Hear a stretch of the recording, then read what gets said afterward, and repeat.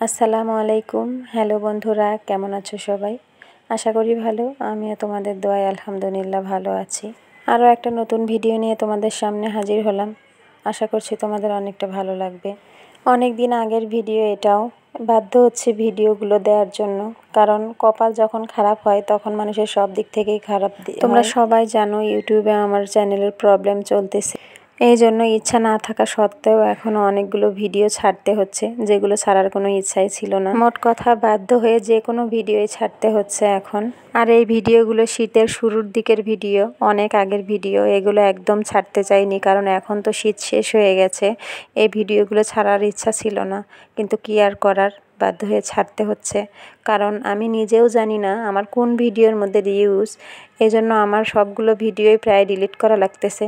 তাই এখন ভিডিওর দরকার, আর প্রত্যেক দিন ভিডিও করাও তো সম্ভব নয়, তাই আগের ভিডিওগুলোই আমাকে ছাড়তে হচ্ছে। ইউটিউবে ভিডিও ছাড়া, এডিট করা, ভয়েস দেয়া, ভিডিও করা কতটা কষ্টের সেটা যারা ছাড়ে তারাই বুঝতে পারবে। আর যারা ছাড়ে না বা ইউটিউবে শুধু ভিডিও দেখে তারা কখনোই ভিডিও বানানোটা কতটা কষ্টের। ভয়েস দেয়া, একটা ভয়েস ভালো হলো না সেটা ডিলিট করা, আবার নতুন করে বলা, বারবার শোনা, কোথায় ভুল হচ্ছে, কোথায় কি বলতেছে, সব মিলিয়ে কতটা কষ্টের। আর সেই ভিডিও যদি ছাড়ার পরে মনে হয় ভিডিও ঠিকঠাক হয়নি, ইউটিউব সেটাকে কমপ্লেন করে এই ভিডিওগুলো যদি ডিলিট করতে হয়, তাহলে কতটা কষ্ট হয় মনের মধ্যে, সেইটা যে ডিলিট করে সেই বোঝে। আর আমি বুঝতেছি আমার অনেক আগের স্মৃতি যেগুলো ছিল, প্রত্যেকটা ভিডিও আমার ডিলিট করতে হয়েছে। আমি কতটা কষ্টের মধ্যে দিয়ে পার করতেছি আমি জানি। ভিডিও তো ভিউজ কম আসলেও কষ্টটা কিন্তু একটুও কম হয়নি। আর ভিডিও ডিলিট করতে গেলেই বুকের মধ্যে কেন জানি কেঁপে ওঠে। কি আর বলবো, যাই হোক, এই ভিডিওগুলো একটু কষ্ট করে তোমরা দেখে নাও। যারা আমার পাশে আছো, যারা আমার পাশে ছিলে, তারা একটু দেখে নাও। আমার আরেকটা সমস্যা চলতেছে, সেটা হচ্ছে জানি না আমার ওয়াচ টাইম আরও করা লাগবে কি না, আমার লাইভ করা লাগবে কি না। আমার এই মাসটা সময় আছে, তারপরে আমার সব কিছু বোঝা যাবে।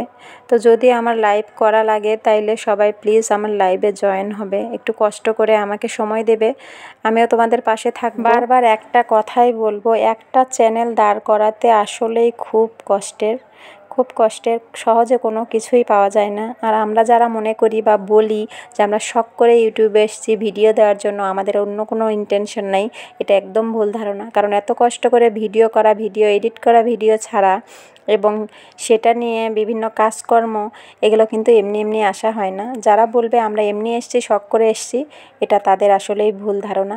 কারণ আমরা সবাই এখানে একটা টার্গেট নিয়ে এসেছি, সেটা হচ্ছে আমাদের টাকা রোজগার করা। তো টাকা রোজগার করতে গেলে তো একটু কষ্ট হবেই, সেই কষ্টটা স্বীকার করেই এগিয়ে যাওয়ার সবারই ইচ্ছা থাকে।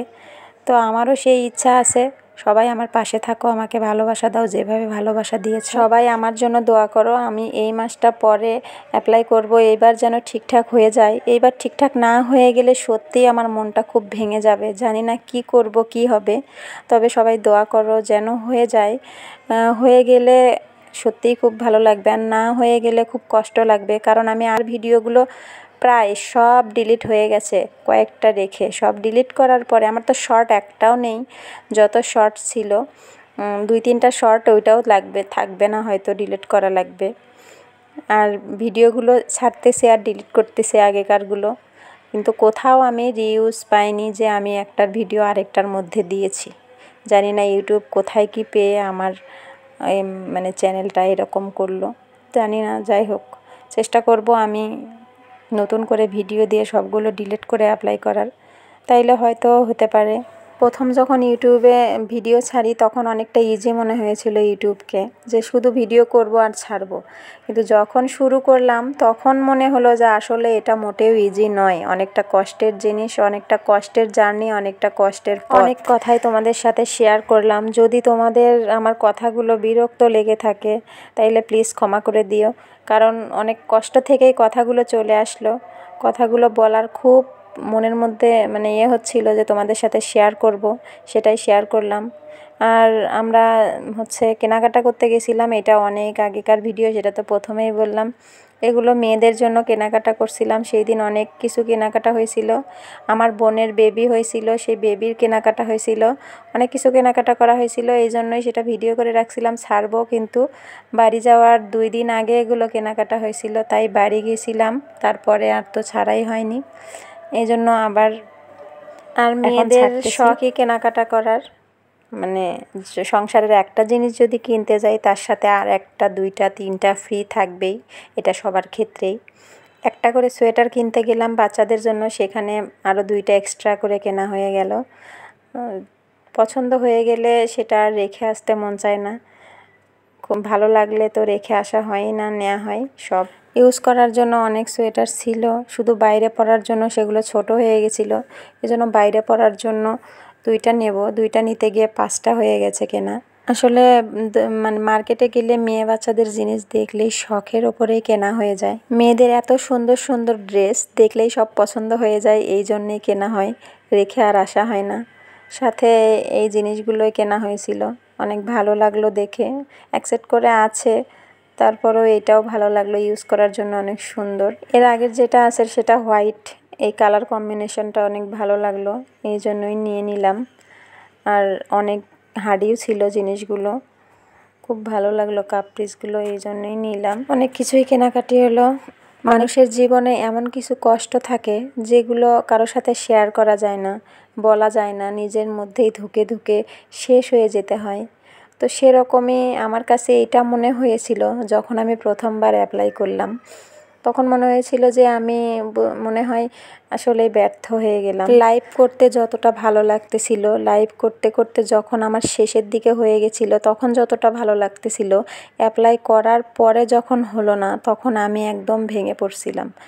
এখনও বিধ্বস্ত অবস্থাতে আছি, কি হবে জানি না। আজকে বলতেও লজ্জা করে যে এই অবস্থা, কারণ এই জিনিসটা বললেও মানুষের হাসির পাত্র হয়ে যাব। কারণ এটা যখন মানুষ সফল হয় তখন মানুষকে চেনে, যখন মানুষ মানে ছোট অবস্থায় থাকে তখন কিন্তু কাউকে চেনে না। আর যখন এটা মানুষ শুনবে যে এই করতেছে, তখন কিন্তু সবাই হাসবে। তো এই জন্য বলারও থাকে না, নিজের কষ্ট নিজের মনের মধ্যেই রাখা হয়। যাই হোক, অনেক কথাই তোমাদের সাথে শেয়ার করলাম, কি আর করব বলো। এখন বলার মতো একটা জায়গায় আছে, সেটা হচ্ছে এখানে তোমাদের সাথে শেয়ার করে আমার মনের মধ্যে কতটা যে হালকা হয় সেটা আমি একমাত্র নিজেই জানি। শীতের শুরুতে অনেকগুলো কম্পিউটার নেওয়া হয়েছিল সেই সময়ে, প্রথম মানে শীত শুরু হচ্ছিল। এইখানে মেয়েদের জন্য এটা কিনেছিলাম, আর নিচের ওইটা সাদা কালারের যেটা, সেটা আমাদের জন্য কিনেছিলাম, অনেক সুন্দর ছিল, আর ওইটাই ইউজ করতেছি এখন। আমার আব্বু সিঙ্গাপুর থেকে কম্বল এনে দিয়েছে, সেগুলো আগে করতেছিলাম, এবার কম্পিউটার নেওয়ার পর সেটাই ইউজ করতেছি, খুব ভালো ছিল। দামগুলো হালকার মধ্যে ছিল, খুব বেশি হাই লেভেলের কেনা হয়নি, ইউজ করব সেহেতু মিডিয়াম সাইজেরগুলোই নেওয়া হয়েছিল এবং হালকা দামের মধ্যেই নেওয়া হয়েছিল, অনেক ভালো ছিল। মাঝে আরেক দিন গিয়েছিলাম, আরও 4-5টা নিয়ে এসেছি বাড়ির জন্য, সেগুলোও সুন্দর, ওগুলো আর ভিডিও করা হয়নি, কারণ আমি ভেবেই পাইনি যে ভিডিওগুলো ছাড়বো কি ছাড়বো না, এই জন্যই আর ভিডিও করা হয়নি। মেয়েদের ড্রেসগুলো এতটাই সুন্দর ছিল যে বারবার ওগুলোই তুলতেছিলাম। যাই হোক, তোমরা বিরক্ত হয়েও না, অনেক সুন্দর ছিল এই ড্রেসটা, অনেক সফট ছিল। আর এই ড্রেসটা আমার বড় মেয়ে নিজেই পছন্দ করে নিয়েছে, কারণ ও এখন একটু বড় হয়ে গেছে, জিনিসপত্র পছন্দ করাও শিখে গেছে, আর এইটা ওর নিজের পছন্দের ড্রেস। রাতের বেলা ভিডিও করা, তাই কালারটা হালকা মনে হচ্ছে, কালারটা অনেক সুন্দর উজ্জ্বল কালার ছিল। তারপরে আমার বোনের বাবুর জন্য কেনাকাটা করা হয়েছিল, ওর ড্রেসগুলো 0 সাইজের ড্রেস পাচ্ছিলামই না, একটু বড় সাইজের নেওয়া হয়েছে এই জন্য। শীতের মধ্যে ছিল শীতের গেঞ্জি, প্যান্ট, টুপি, মোজা, পায়জামা কয়েকটা, এগুলোই নেওয়া হয়েছিল। টুপিটা অনেক সফট, সুন্দর একটা কালার ছিল, সব কিছু মিলিয়ে অনেক সুন্দর। বোন তো ফোনে ড্রেস কিনতে নিষেধই করছিল, কারণ ওদের বাড়িরও প্রথম বাচ্চা, আর ওদের ভরা বাড়ি, অনেক জয়েন্ট ফ্যামিলি, অনেক ড্রেস পাইছিল, আর ছোটো বেলার ড্রেস তো আর পরের বছরে হবে না, এই জন্য বলছে তুমি কোনো ড্রেস কিনবা না। তারপরেও আমি হালকা পাতলা কিছু ড্রেস নিয়ে গিয়েছিলাম, বেশি কিছু কেনা হয়নি, 4-5টা পায়জামা, গেঞ্জি, প্যান্ট, মোজা, টুপি এগুলোই নেওয়া হয়েছিল। আর মেয়েদের জন্য হাত মোজা, ওর বাবার হাত মোজা। শীত প্রচুর গ্রামে, শহরে তো এতটা শীত বোঝাই যায় না, কিন্তু গ্রামে খুব শীত। এটা আম্মু বারবার বলতেছিল যে শীত কিন্তু এবার অনেক বেশি, অনেক, তাই ওদের একটু সব কিছু মানে নিয়ে যাওয়ার জন্য। এগুলো কেনাকাটা করার একদিন পরে আমরা বাড়ি চলে গেছিলাম। বাড়ি যাওয়ার সময় বাড়ির জন্য যে কমফোর্টারগুলো নিয়েছিলাম সেগুলো ব্যাগে উঠানোর আগে একটু এই দুইটা ভিডিও করেছিলাম। এগুলো বাড়ির জন্য নেয়া। এটা মিষ্টি কালার ছিল, কিন্তু এখানে একটুও কালার বোঝা যাচ্ছে না। মিষ্টি কালারটা মনে হচ্ছে সাদা, কিন্তু এটা পুরো মিষ্টি মিষ্টি কালার। রাতের বেলা করা, এই জন্য বোঝা যাচ্ছে না এতটা। আর তার উপরের এইটা ছিল সাদা, আর একটা ছিল গোলাপি, ওইটা আমার নিজেরই গোলাপি কালার, গাঢ় গোলাপি, একটা মিষ্টি, একটা সাদা। কিন্তু ভিডিওতে কোনো কিছুই ভালোভাবে বোঝা যাচ্ছে না। যাই হোক, এগুলো নেওয়া হয়েছিল, এগুলো বাড়ির জন্য দুইটা নিয়ে গেছিলাম। এতক্ষণ আমার সাথে থাকার জন্য সবাইকে অসংখ্য ধন্যবাদ, অনেক অনেক ভালোবাসা আমাকে এতটা ভালোবেসে আমার ভিডিওটা দেখার জন্য। যারা যারা আমার ভিডিওটা দেখছো তারা প্লিজ একটা করে লাইক করে দিবে, কমেন্টস করবে। আর আমার চ্যানেলে যারা নতুন, প্লিজ আমার চ্যানেলটা সাবস্ক্রাইব করবে, পাশে থাকা বেল বাটনটি অল করে দিবে, যাতে আমার নতুন ভিডিও তোমরা সাথে সাথে পেয়ে যাও। আর সেই সাথে তোমরা ভালো থাকবে, সুস্থ থাকবে, তোমাদের ভালো থাকা কামনা করে আমি আজকের ভিডিওটা এই পর্যন্তই শেষ করছি। সবাই ভালো থাকো, আল্লাহ হাফেজ।